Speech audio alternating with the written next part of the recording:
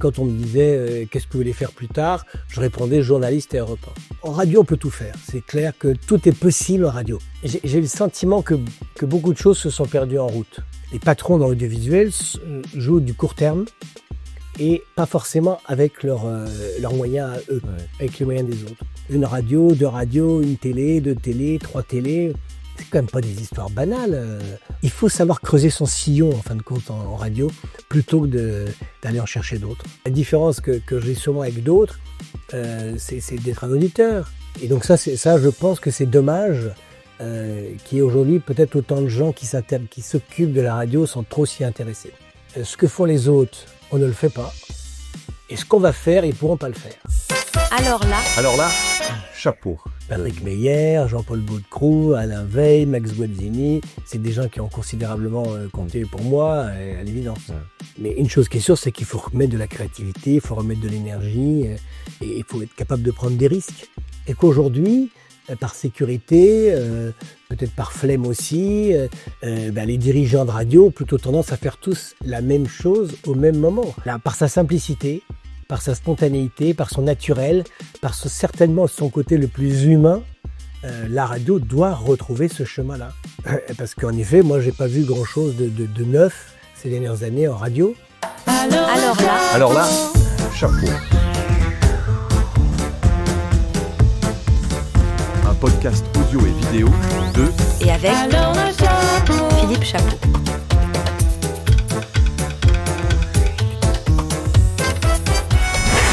Radio House. Alors là, chapeau, le podcast B2B qui salue celles et ceux qui ont façonné ou façonnent l'audio d'hier, d'aujourd'hui et de demain, cette semaine. Laissez-moi saluer de mon haut de forme Franck Lanoux. Bonjour Franck. Bonjour Philippe. Après t'avoir deep searché, voilà ce que l'Internet sait de toi. Ce podcast vous est présenté par podcastai.com. Podcaster mieux, plus vite, plus intelligemment. Notre invité d'aujourd'hui est un homme dont la vie entière semble avoir été guidée par la magie des ondes. Un homme qui n'a pas seulement travaillé à la radio, mais qui l'a pensé, façonné et même réinventé. Pour comprendre Franck Lanoux, il faut remonter à l'enfance. Imaginez un petit garçon parisien fasciné par les grandes stations de l'époque, au point d'aller, je cite, lécher les vitres des studios d'Europe 1 et de RTL. Un enfant si passionné qu'il construit sa propre radio pirate dans sa chambre, Radio Soleil. La vocation était née et elle ne le quittera plus. Cette passion s'est vite doublée d'une audace folle. Sa carrière, il ne la doit pas à un parcours classique, mais à son culot. Un soir, à une fête chez le grand Claude Nougaro, il repère le patron de RFM, Patrick Meyer, et va simplement le voir pour lui parler de radio. Le culot paie, il décroche un stage, puis un poste, la machine est lancée. Après des années formatrices où il participe au développement de géants comme Énergie, Chérie FM ou Rire et Chanson, vient le défi de sa vie. En 2000, son complice de toujours, l'entrepreneur Alain Veil, l'appelle pour une mission quasi impossible. Ressusciter RMC. À l'époque, RMC n'est plus qu'une légende oubliée, une station à l'agonie avec moins de 2% d'audience.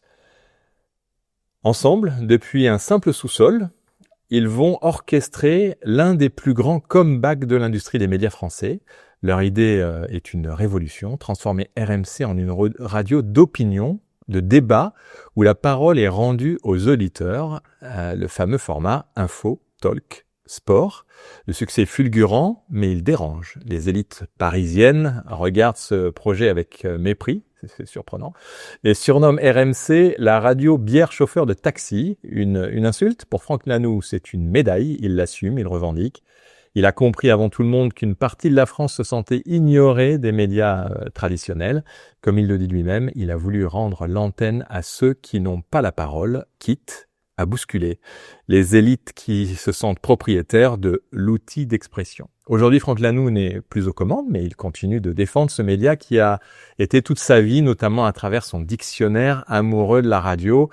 Architecte, stratège, artisan et surtout passionné, Franck Lanoux ça correspond plutôt bien à ce que Deep Search, tu sais, cette IA qui va chercher un peu les informations. Est-ce qu'il manque des choses? Est-ce qu'il y a des choses erronées?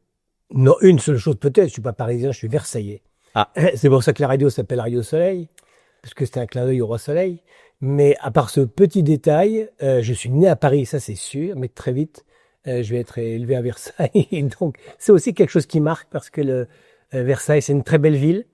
Et tu parlais d'architecte tout à l'heure. Ça aussi quelque chose qui me touche. J'aime les vieilles pierres, j'aime construire des maisons. Et ça, c'est une autre passion que j'ai. Et donc, ça a beaucoup aussi compté pour moi. Mais à part cet élément-là, je n'ai rien à redire, si ce n'est les compliments, bien sûr, dont tu es l'auteur. Et je t'en remercie. Alors, je t'enverrai la bio complète qui est assez impressionnante parce que vraiment, c'est une toute petite partie là que j'ai résumée. Hein. L'idée, c'était pas non plus de trop détailler pour rentrer dans le sujet. Donc, Radio Soleil, après...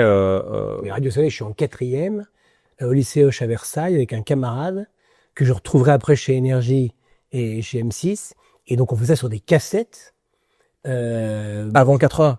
Ah ben oui, il y a même pas d'onde. On fait ça sur des cassettes.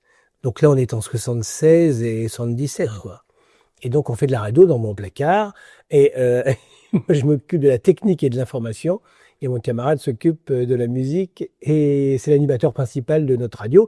Mais on fait quoi? On fait 2 ou 3 heures de programme chaque semaine sur des cassettes que personne ne va jamais écouter. Oui, mais je pense qu'il y a pas mal d'acteurs de la radio qui ont fait ça dans leur carrière, qui ont enregistré sur les cassettes et qui ont démarré comme ça. Mais c'était la passion. Le lèche-vitrine aussi, ça a toujours été quelque chose. Non, moi j'adorais. Moi, on écoutait, je pense, beaucoup la radio à la maison. Ensuite, on allait aux émissions publiques. Moi, la personne que j'ai admirée, peut-être le premier, c'était Pierre Bellemare. Moi, j'allais aux émissions publiques en studio. C'est l'avantage aussi d'habiter en région parisienne. On a une facilité pour aller voir ces émissions. Et donc là, j'ai fait des émissions RTL, à Europe surtout. Moi, j'étais principalement Europe 1. C'était un peu la radio préférée d'époque, qui était aussi peut-être plus active, plus jeune, plus ambitieuse. Et donc, j'écoutais Europe 1, j'étais fan d'Europe 1. Et donc, j'allais aux émissions d'Europe 1.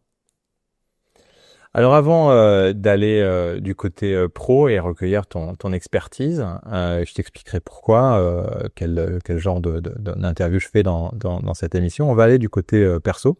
Je trouve que ça permet de mieux comprendre un peu plein de choses, les parcours, la personnalité, puis les choix qu'on peut faire aussi dans la vie. Quel genre d'enfance tu as eu, toi, à Versailles, justement? Comment dire, mon père était directeur commercial d'une société américaine qui faisait de l'aluminium, qui s'appelle Alcoa, donc qui était une grande société mondiale, et c'était en France. Et ma mère nous a élevés principalement, et après elle faisait des petits boulots. Elle passait plutôt elle travaillait beaucoup sur Paris, puis après elle s'est rapprochée puisqu'à Versailles il fallait nous suivre un petit peu avec ma sœur. Donc elle trouvait un travail à Versailles, mais ça n'a jamais été une femme de carrière. Je crois qu'elle a essentiellement organisé sa vie autour de nous. Et je sais que ça aussi, je lui dois beaucoup parce que quand moi j'arrête tout à 20 ans pour d'abord me débarrasser du service militaire, parce qu'à l'époque on devait le faire, et puis que j'ai eu cette rencontre avec Patrick Meyer et que j'ai pu commencer comme bénévole à RFM en 82. Bon, pour les parents, c'est pas des situations évidentes à gérer. Et là-dessus, je leur tire forcément un très grand chapeau. Mon père est décédé, ma mère est toujours là. Je lui dis, je le rappelle souvent parce que je ne sais pas s'il y a de l'inconscience ou de l'amour dans ces histoires-là, mais une chose qui est sûre, c'est que là, elle m'a laissé faire, ce qui était vraiment pas évident. Voilà, c'est la fin de cette partie d'Alors là, chapeau, disponible gratuitement. C'est déjà fini ? Eh oui, c'est fini. Mais si vous désirez découvrir la suite de cet épisode, retrouvez-nous sur la lettre.pro/ALC en majuscule, ALC. Et souscrivez à un abonnement pour accéder à tous nos contenus. Ah ben d'accord. Ben j'y vais alors.